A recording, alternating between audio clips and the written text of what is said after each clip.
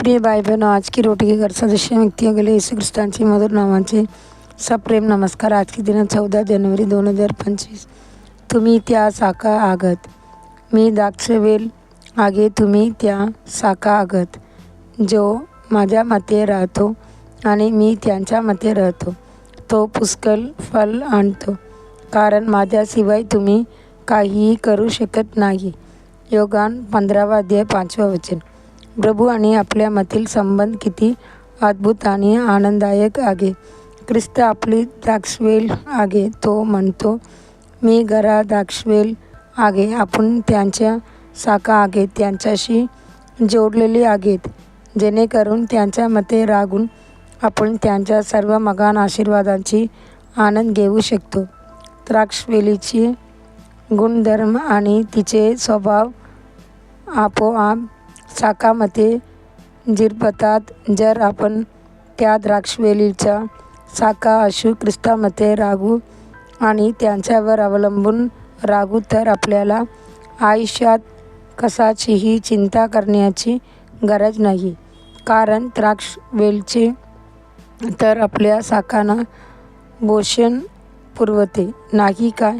आणि देवच तर आपल्याला हवी असलेली प्रत्येक गोष्ट देतो, नाही काय?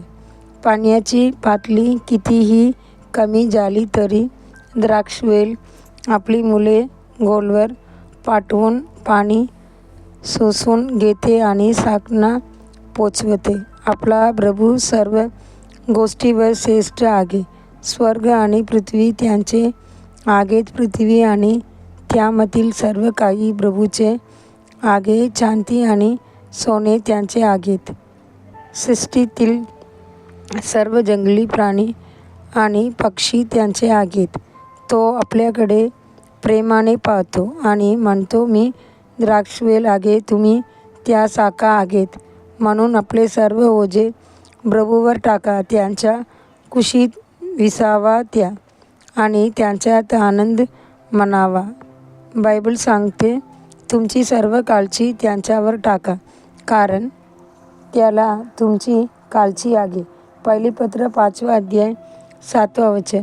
खूप लोक विनाकारण चिंता करतात, त्यामुळे ते असे सुचवताना दिसतात, हो प्रभू द्राक्षवेल आहे, जरी मी फक्त शाखा असलो तरी माझ्यावरही काही जबाबदाऱ्या आणि कर्तव्य आहेत.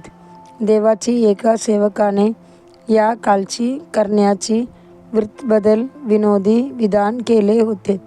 तो म्हणाला, बऱ्याच लोकांची मुख्य चिंता ही असते की कसे चिंताच करू नये. त्याने चिंता नसलीही ते त्याबद्दलही चिंताग्रस्त होतात. जर आपण चिंता करत असू तर त्याचे अर्थ असा होता की आपण असा नकार देत आहोत की एक असा देव आहे जो आपली खोलवर काळजी घेतो, जरी आपल्याला ते जाणवत नसेल.